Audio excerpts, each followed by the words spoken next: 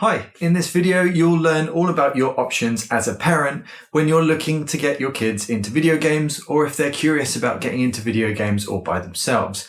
So you might be a parent who has no interest in video gaming, doesn't really know anything about it, or you might be a gamer yourselves and you're just wondering actually maybe what's out there for kids. So I wanted to make this video for parents. I'm not a parent, full disclosure. My sister has kids and my friends, lots of them have kids. So I know a lot about, that side of things and the kind of times at which they're interested in games. And full disclosure, I work in the games industry as well. So I have a bit of a knowledge of the technology and games and game development and now some of those kind of things. I'm not affiliated with anything you'll see in this video, so I'm not trying to sell you anything, so don't worry about that at all. So personally, that said, I think that games are really positive for children. There's loads of studies that you can look up online that will tell you all about how they're great for social development, for education. There's lots that kids can get from games. And personally, I feel like I've benefited positively. I've been playing games probably since I was like 6 or 7, maybe a little bit older than that, maybe 8. But that was when I was young. I'm 36 now. It's 2019. And when I was younger, the games were a lot simpler. So there's trade-offs for when kids could get into games at when I was young. But nowadays there's more options. So I wanted to talk about those. So there's a few concerns that I think people will have, and this video is really for parents with kids between say 5 and 10. And what do you do when kids of that age are interested in games? When's the right time? What's out there? Thanks to my friend Nick for prompting me to do this video. This is really kind of, based on his kind of curiosity. He's not really a gamer himself. And he was asking about a few different things. So what we're going to cover in this video is a discussion of the hardware. So what kind of platforms are out there? I've got a bunch of things next to me. I'm going to talk about some of those. The games themselves, what will your kids be exposed to? What kind of concerns you might have. The cost, what will it cost you as a parent to actually, get them into this, effectively what is just another hobby? Are these kind of things that you buy, are they hard wearing? Can they break? What kind of further costs come from that? And then of course, what's the experience for your kids and for your family? You might well want to join in. You might want to get into gaming alongside them. It's obviously great to share a hobby with your kids. So to kind of kick things off, there's kind of a few options. There's old consoles. So there's what we call retro gaming. So consoles that were released over the past sort of 30 years or so. There are newer consoles. So things like your Xbox, your PlayStation, your Nintendo Switch. And then there's mobile gaming platforms. So like your tablets and your phones. So to kind of kick things off, the first thing to talk about is the former category. So retro consoles. The best way to get into this and to avoid having to kind of mess around with eBaying and old stuff is either to use what's called an emulator, which is software on a computer which lets you play old games. But that's kind of shady and potentially hard to set up and confusing, or to go the more official route and to get into reissues of old consoles. So the best options out there are from Nintendo, and they do these things called mini classics. So effectively, this is a scaled down version of the real thing. This is a Nintendo Entertainment System from early 80s, sort of 85 was around the time that we got this in the UK, I think. Probably wrong on the dates. But it's from the early 80s. And so it had like the first Super Mario Brothers. It had games like Duck Hunt, and it's the first time you saw characters like Zelda. If any of these names mean anything to you, if they don't, it's totally fine. And then what followed later in 1990, 91 was the Super Nintendo, which is this thing. And this is the mini classic version of it. So this is a scaled down version of it. I've got all the real giant ones up over there on a shelf. But effectively what these things do is they let you buy a reissue of the console, and they come packed with all the games. So it has the look of like a slot into which you put a game, but it's all just pretend, because it looks authentic and it looks like the real thing. So it's kind of, for people like me who played them back in the day, it's like a nostalgia trip. But they actually come loaded with all the games. You plug in controllers and you plug into your TV with an HDMI cable, and it's just a complete package. These will set you back between £60 and £70, and they come with about 30 games-ish each. And they're just really great. Obviously, the downside of this is they're limited. You can just play those games. You can't add any more. There's no store or anything like that. And, you know, they are of their time. You know, the games are from that era. So for the Super Nintendo, which is the one that I recommend, they're games from between 1990 up to about 95 kind of era. So it's all 16-bit pixel games that kind of look like this. You know, they're very, very simple. And so your kids, having seen video games on TV or in advertisements, or, you know, their friends have consoles, or their friends' parents or their friends' older siblings, they might look at this and say, oh, that's too simple. I will say, my friend Carl has two boys. They're about 5 and 8, I think, and they really love the Super Nintendo. I went over to their house this summer and they said, oh, we've got the Super Nintendo. Come and play Super Mario World with us. And I tried to play it with them and realized that they are way better at it than I am. And they'd played through most of the game, which is pretty incredible. And they were just having a great time with it. The other good advantage of this that I recognized when I saw them playing it was that it is a toy, and it feels like a toy. You know, it's very hard wearing. The control pads are very hard wearing. They can throw them around. They can toss this around. It's not going to break. Nothing's going to go wrong. And it's something you just got to keep in a kind of like a playroom, and you just put it away and bring it back out and attach it to the TV, or take the controllers away when you don't want them to play it. So it's very simple and a good way to get younger kids into it. I think they got it when they were kind of like, 4 and 7, you know, a couple of Christmases ago or something like that. And that worked out really well for them. So that's old consoles. The next group that I mentioned are the newer consoles. And what I would say, and again, just my opinion, and it's probably something that many people would disagree with, is that the more advanced consoles like the PlayStation and the Xbox are probably too advanced for the age range that I'm talking about, that 5 to 10 bracket, starting out their first experience playing games. And the reason I say that is because it's very gaming centric, and it's kind of like, I kind of think of it as like getting your younger kids and putting them straight into high school or straight into like sixth form, and mixing them with all of these people who are anywhere up to adults playing games at the same time. So you have concerns about, you know, the kinds of content that they get exposed to, things like voice chat, and I'll go on to talk about all of these in a moment. So what I'd say about new consoles is that I don't necessarily recommend Xbox and PlayStation. They do have some restrictions you can put on them. But for me, the safer bet in the newer console group is Nintendo's option, the Nintendo Switch. And I'm going to talk about this in some more detail. Then lastly, the group which involves mobile devices. I think the one that I will be talking about mostly and recommend is the iPad. What I don't recommend necessarily is a phone, because you're mixing with something that they use as a personal device, and it's harder to really monitor and think about as like a restricted thing that you use for a certain time and then you put away. And also the iPad I recommend over Android devices, just because it has more succinct parental controls, and their store, where you get all of the apps and therefore games, is more of a Wild West, and iOS and Apple Arcade, which I'll come on to talk about, is a more curated experience. So let me dig into detail on the iPad, and then I'm going to go on and talk about the Switch, and then we'll kind of sum up at the end. So the iPad is the one I recommend from the kind of mobile tablet group of things. It's more expensive than most others, but, you know, like anything in life, you kind of get what you pay for. It's also a more versatile device. So, you know, you have aspects of work and creativity. You have music apps, you have drawing apps. So there's things outside of the realm of gaming, but we're going to focus on gaming in this. So I just wanted to point out that whilst this is the more expensive option, generally speaking, and indeed, perhaps even compared with the Switch as well, it's something that your kids can probably get more out of when they dig into like finding the right apps for drawing and for reading and all of those kind of things.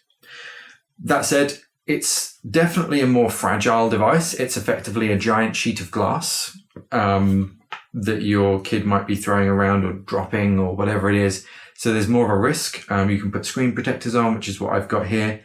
But it's definitely not the rough and tumble that you get with the old consoles, and definitely with the Switch as well. The Switch is obviously more fragile than these lumps of plastic because it's got a big screen on it. But it's more hard wearing than the iPad. So the iPad, what's your options? So you're looking at spending for a 10.5 inch, which is what I'm holding here. So that's like hands for scale. You're looking to spend probably $449, and that's in pounds. So it's a lot of money.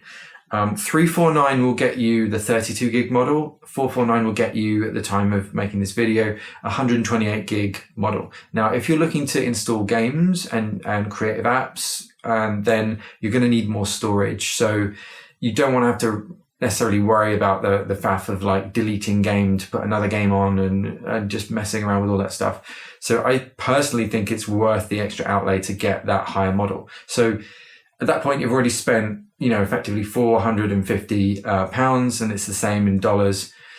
And then you need to think about the actual games themselves. So the outlay for that is complicated. So the first thing to consider is that most of the games that you play on an iPad will be touch-based games. So that's a different experience to playing a game on something like a game console. So this is a PlayStation controller, if you don't know it. And the Nintendo Switch comes with its own controllers on either side of it, and I'll talk more about that in a moment.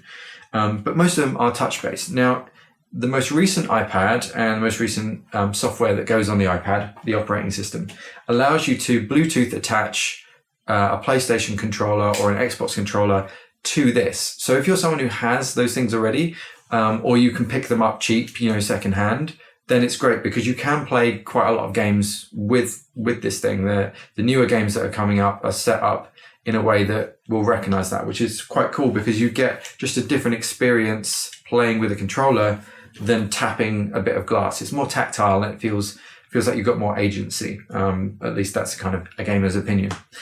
So once you've spent that $450, which is quite a lot, I agree, you're looking at the games. Now there's the App Store, which has lots of games on it. Or you could do what I recommend, which is to look into Apple Arcade. Now, Apple Arcade is a recent service that launched just a few months ago. And in that, it's a curated experience with reviews and lots of detail about the games. And a lot of them are more kind of kid-friendly. And basically, it's a subscription service. It's £4.99 or $4.99 because Apple. And it's just a way of kind of finding like a catalog of games, not worrying about additional purchases, just worrying about a one-off subscription per month, which a lot of people might prefer. And I prefer it personally because it's a low cost. I know what's coming, and it gives me just a ton of options. I actually get to explore. What you'll notice about this is that whenever you kind of go to any of these things, because I've got the subscription on, all of these have got just a get button on it. I can just dive into any of these straight away, install it, start playing, which is pretty cool. I think it's really powerful and really interesting. So that's Apple Arcade. There's a lot of great games on there. I don't have the time to kind of go into lots of them, but what I recommend you do is look through the arcade. You can browse it without signing up for the subscription. And then if you're interested in the games, obviously tap in, read about them, look at the trailers. But then if you're really curious about what are they going to experience when the kids are playing the game, go on YouTube, type in the name of the game and the word gameplay. And typically people will upload videos that just show you what that game's like to play. And it'll be like, hours long, maybe video of them just playing the game. So you can see, and if you don't want to hear them talk over the top of it, type in no commentary as well. People just put in just the straight game and what it's like to experience it. So you get to really kind of, review it in that way. And that's maybe better than just looking at a trailer, which is just there to kind of sell the game to a player. So one of the big concerns about iPads and things like this, and lots of parents talk to me about this, is parental controls. So Apple have quite a lot of detailed parental controls, and they go from anywhere from screen time, which allows you to specify time of day and when kids can access, or when you yourself, you can set it for yourself, can access certain types of apps. So social media, games, reading, writing, whatever it is, you can restrict down with screen time. Another great thing that you can do with that is to say, okay, they can only play a game for, an hour, but they can read anytime they want. So there's quite a lot of versatility in that. You can lock it out with passcodes. And you can lock down access to certain apps. So you could lock out the App Store, for example. And you could, for example, you could say, okay, well, I don't want anything with in-app purchases to be used when it's kind of locked down. Okay. So there's a lot of detail that Apple are putting into this. Obviously, they get a lot of negative feedback from parents who just put their card into a payment, don't create an account for their kids, but just let them use their own and then rack up a huge bill buying things one at a time on the App Store, or signing up for apps which do have a way of purchasing what is called in-app purchases. So you might have heard on the news about in-app purchases or in-game purchases or in-app purchases. Loot boxes, they're described as in some games where you'll be playing a game and then you might want a certain thing in the game and you can actually pay money to get access to it rather than sort of earning it through your gameplay. Now you can lock out those things, and Apple have done a lot of work on kind of improving that situation over time. Hasn't been ideal, but I think it's getting a lot better now. So if you pay attention as a parent and you learn about it, there's loads of videos on YouTube that will teach you how to actually implement all those things. So Apple Arcade is great. iPad, recommend it. And there's a lot of great games on here. Like there's a few that I recommend. There's great puzzles like Monument Valley. There's another one called Jenny LeClue, which is a great adventure game. And then it's kind of like it's kind of like a Nancy Drew kind of thing. And then there's loads of great action games as well, which are kind of simple and again, non-violent, like Sayonara Wild Hearts is one that I really recommend. It's a great kind of rhythm game, combined with sort of semi-combat, but nothing kind of brutal or too adult, I don't think. And all of these have kind of ratings as well. So you can choose in the parental controls on iOS, which is the operating system for an iPad, what kind of stuff you want kids to be able to access. And you can do the same for films and other kind of sensitive content. So I think they're doing a fairly good job. It can always do better, but there's a lot for kids to get out of an iPad.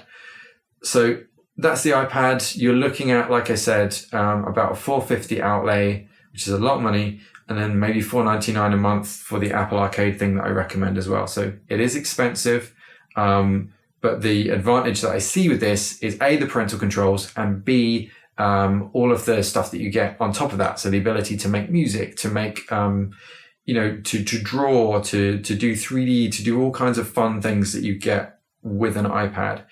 If you're careful with it, and if you use the parental controls well, it can be a really great device for kids. So that's the iPad. Then there's the Nintendo Switch. So what is the Switch? The Switch is a console. It looks like a mobile device, and it is a mobile device too, in the sense that it is a handheld gaming system.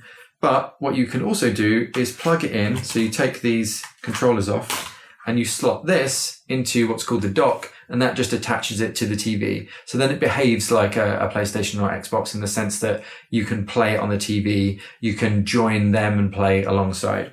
So that's one advantage with the Switch, is that it's easy to do, to game in both modes. So kids can play this in the car or on a flight to kind of keep them interested, or on a train journey. But they can also play alongside you in a more monitored situation where you're watching what they're doing on the TV, which is cool. Now, that's one thing to just mention about the iPad, is it's a more solitary experience. There's not really multiplayer games because the majority of the games are based around touching the screen.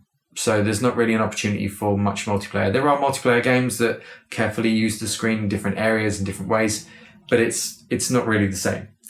So coming on more to the Nintendo Switch, what is it? So it's a game console. Like I said, handheld or TV. It retails around £279, so about $300.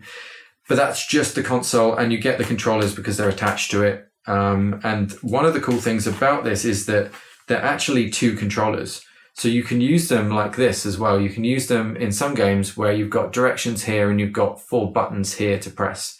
So it's kind of mimicking the old Nintendo style of things as well, which is pretty cute and fun. So there are some games that you can get straight away and have 2 controllers. So if you've got 2 kids or you want to play alongside your kids, you can play certain games with just these 2 bits that come boxed with the console. Now, it supports attaching lots of other controllers, and they all work via Bluetooth, so there's not lots of cables and messing around like that. So they've done a great job that way. And so in addition to your kind of $279 outlay, your games are then priced, they have a store that's built in, and your games are then priced anywhere from like a couple of pounds all the way up to about £45, so about $60.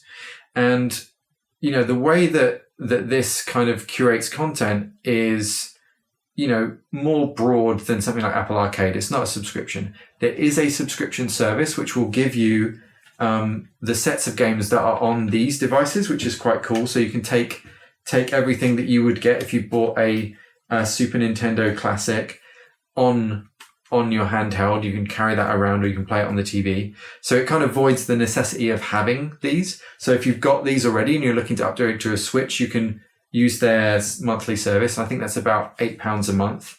That will give you all of that, plus some online features like having friends. So if your kids' friends have a Switch, they can kind of communicate with them, which is quite cool, and share scores and play online certain games.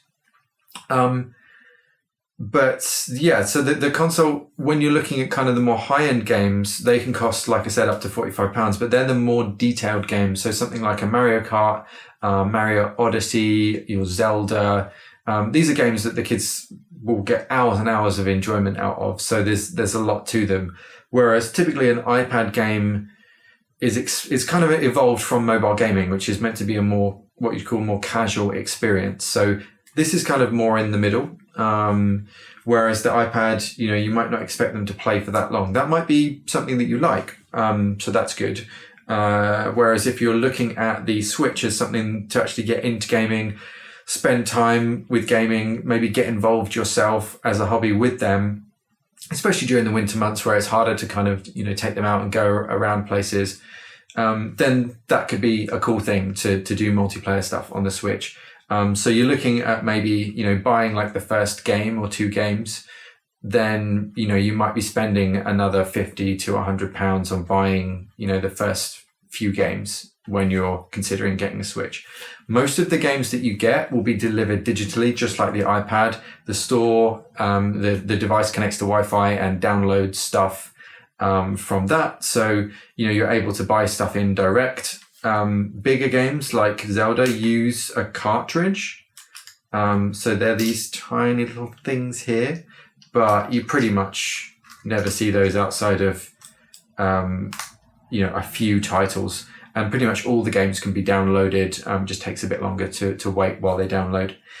So the Switch generally, there's lots of cool stuff that you can play with kids. One thing to talk about, like the iPad, is parental controls. One thing I really like about what Nintendo's done with this is that the controls aren't just on the device. There is a separate companion app for your phone that you can use to administer the parental controls on a Nintendo Switch. So it's nice because you can basically say, okay, well, the gaming session, I'm going to set it to end in 15 minutes. You can administer it. The kid will see on the screen, in the corner of the screen, session ending soon, 15 minutes or whatever. So they get to understand like the limitations, and you administer them separately to this. So you're not having to sort of wrestle anything away from a kid, which is obviously not a good dynamic to start with anyway.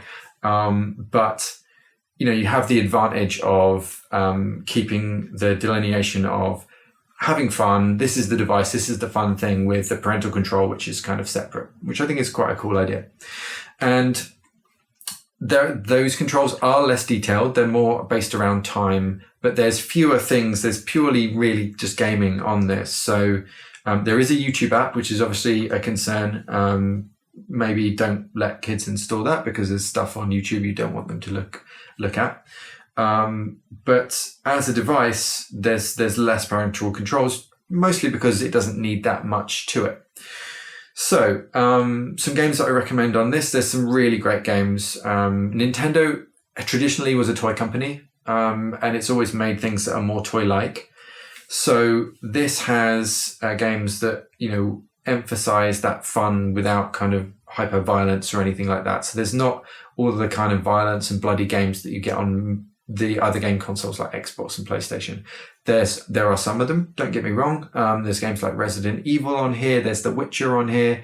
There's lots of things that are like that, but you don't have to install them or buy them for your kids. And you can, set it so that they don't have access to your card details to use straight away. So there are plenty of options there. Some that I do recommend, which are really fun.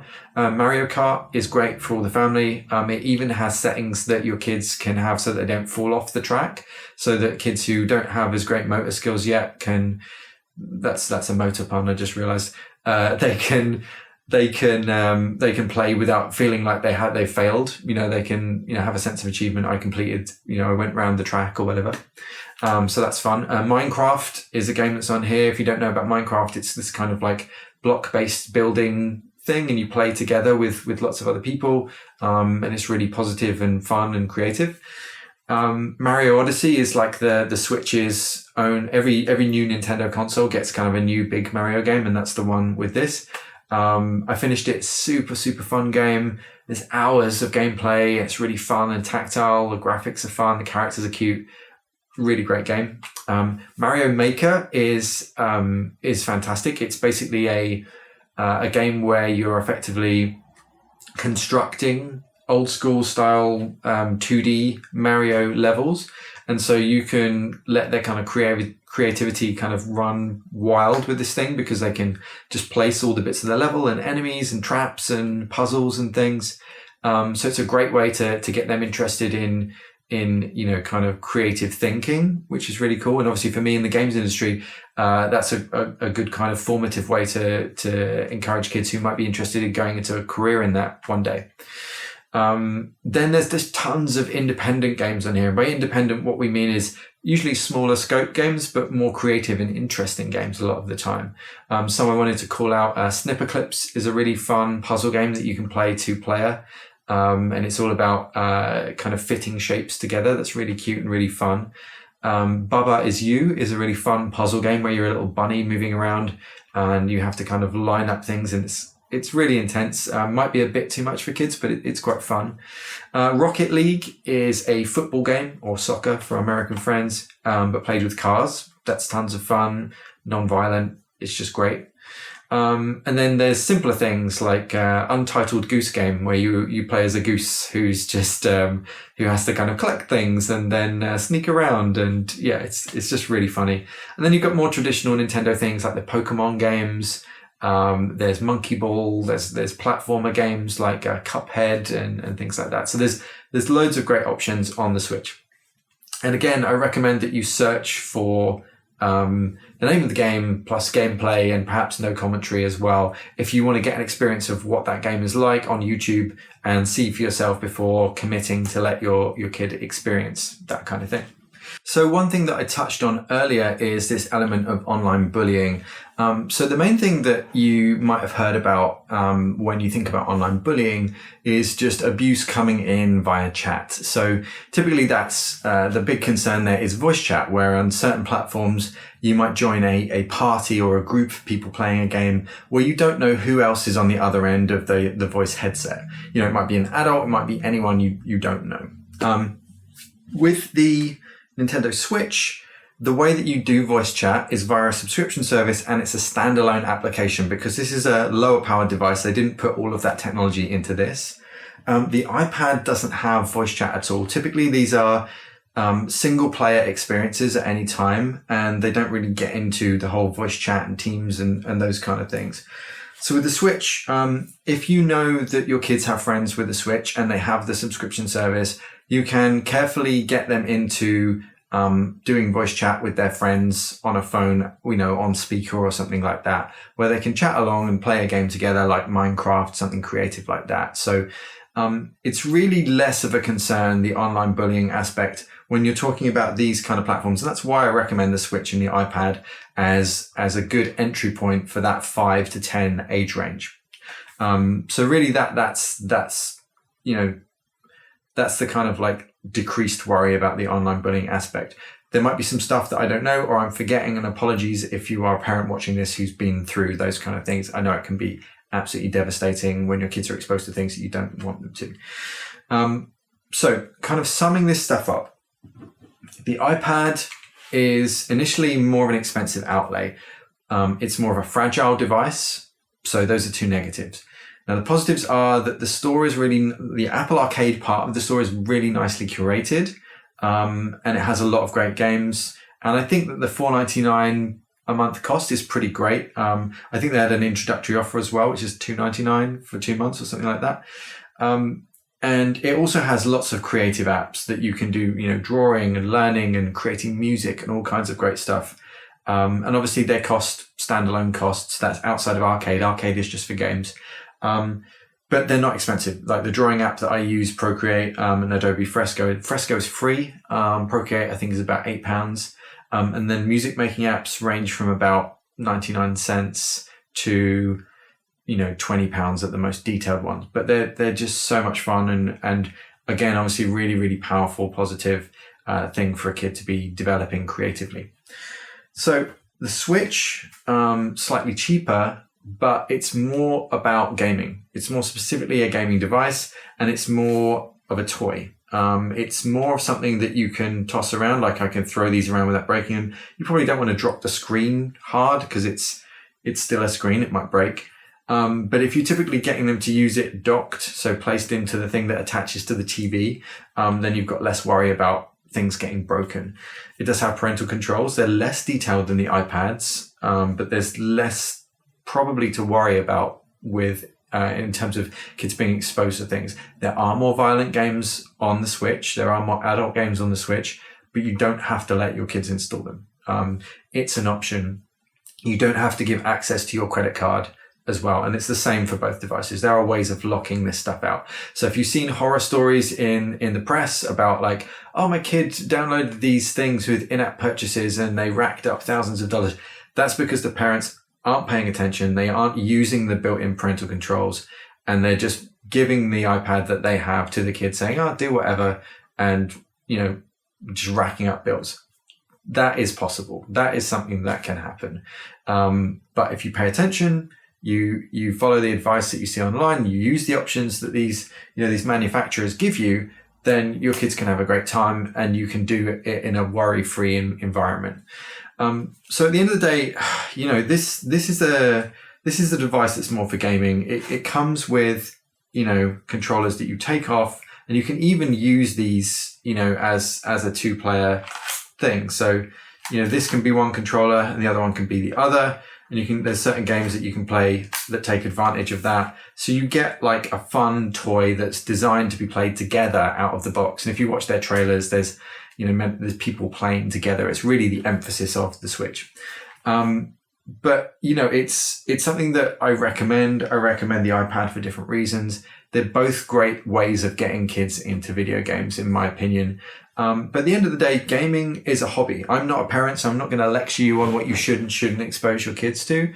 But what I would say is that, like any hobby, you are introducing your kids to it. You should take time to understand it, and you should take time to understand the kind of experiences that they're getting. And in an ideal world, share those experiences with them.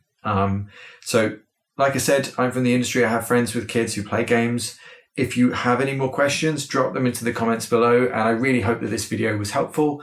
If I've said anything that you disagree with, please do comment. I apologize if I've offended anyone who's had bad experiences with gaming and their kids. That's not cool. But hopefully, as the medium grows and people understand and kids grow up with games, there will be, there'll be better things like parental controls, and all of these things will evolve over time. Anyway, good luck with your journey as a parent with gaming. I hope it goes well for you, and I hope this video was useful. So thanks for watching, and happy gaming.